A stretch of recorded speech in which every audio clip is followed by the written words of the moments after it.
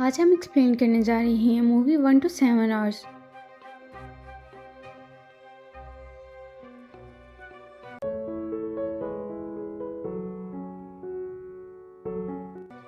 Film की शुरुआत में हम एरन नामी लड़के को देखते हैं जो हाइकिंग करने निकला है। उसे हाइकिंग करने और घूमने फिरने का पैशन है। जब वो हाइकिंग करते हुए आगे जाता है तो उसे दो लड़कियां नजर आती हैं। वो उनके पास जाता है और कहता है कि मैं आपकी क्या मदद कर सकता हूँ। उन लड़कियों का नाम है क्रिस्टी और मैगन। उसे बताती हैं कि हम रास्ता भूल गई हैं। वो उनको गाइड करता है और रास्ता बताता है। वो उनके साथ अपना सफ़र दोबारा से शुरू कर लेता है। बातें करते हुए वो थोड़ा आगे जाते हैं। वो उन्हें कहता है कि ये रास्ता थोड़ा लंबा है, मैं आपको दूसरा रास्ता बताता हूँ। मुझे यकीन है कि आप इस रास्ते में बहुत इंजॉय करेंगी। अब उस रास्ते पर जाते हैं। ये बहुत खतरनाक है। पहाड़ी दर्रों में तंग तंग रास्ते हैं, बहुत मुश्किल से इससे निकला जा सकता है। वो तीनों इन पहाड़ी दर्रों में होते हैं।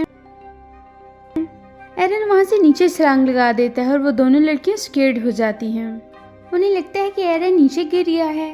एरन उन्हें नीचे से आवाज देता है कि तुम लोग भी आ जाओ, मैं गिरा नहीं हूँ, मैंने खुद जंप किया है।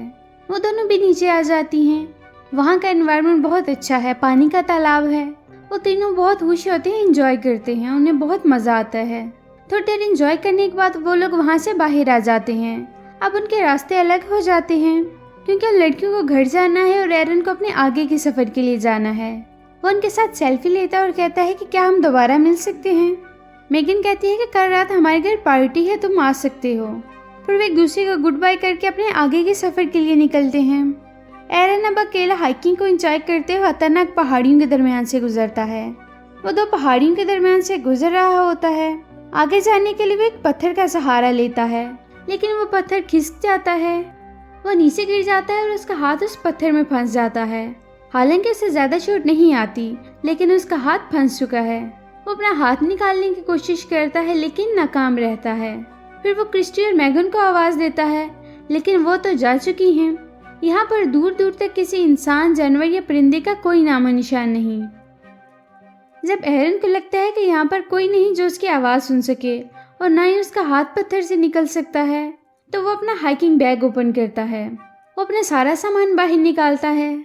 सामान में एक नाइफ भी होता है। उसका राइट हैंड तो फंसा हुआ है। वो लेफ्ट हैंड से इस पथरीली चट्टान को तोड़ना शुरू कर देता है। उसके हाथ से नाइफ गिर जाता है, लेकिन वो किसी तरह उठा लेता है। पत्थर तो नहीं टूटता, लेकिन नाइफ की नोक टूट जाती है और धार भी खत्म हो जाती है।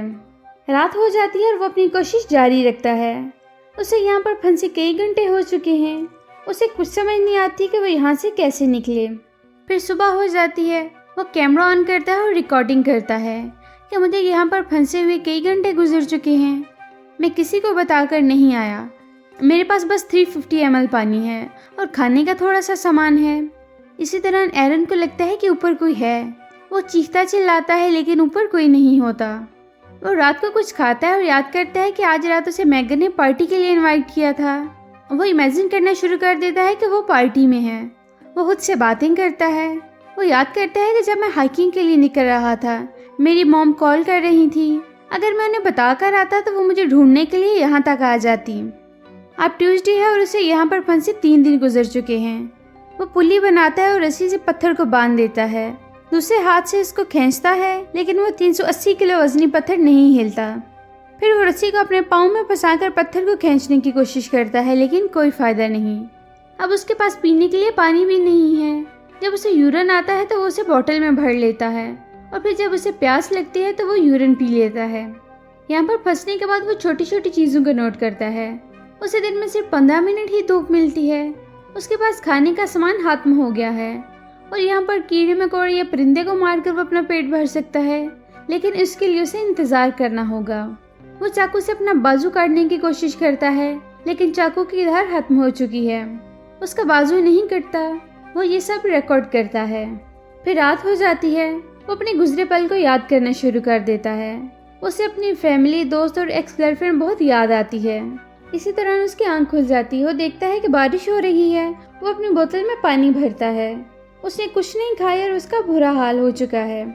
बारिश बहुत तेज हो रही है और पानी इन दरों के बीच में आना शुरू हो जाता है। पानी का लेवल बढ़ जाता है। पानी में किसी भी चीज की ग्रेविटी कम हो जाती है।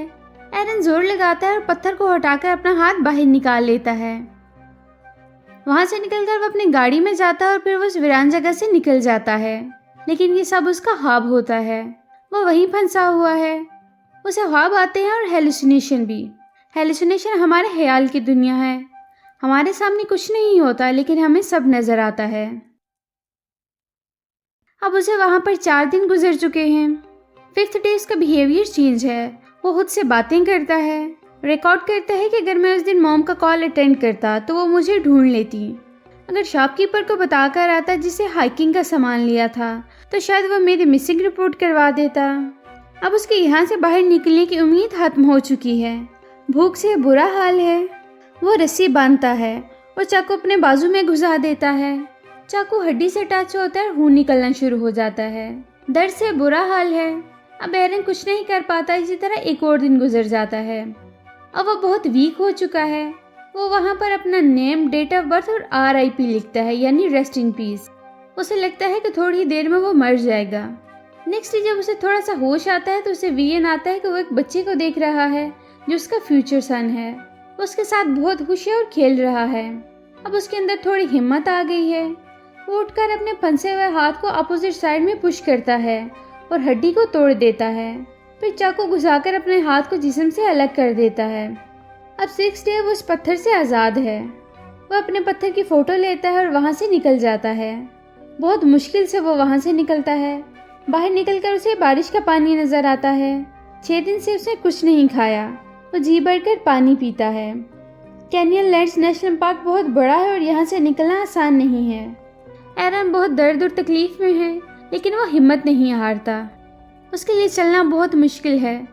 दर्द में वो आगे बढ़ता है।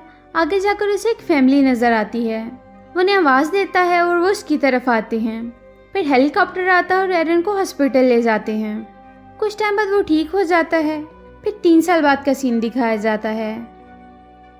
एरन का VN सच हो जाता है। उसकी शादी जेसिका से हो जाती है और उनका एक बेटा भी है जिसका नाम लियो है।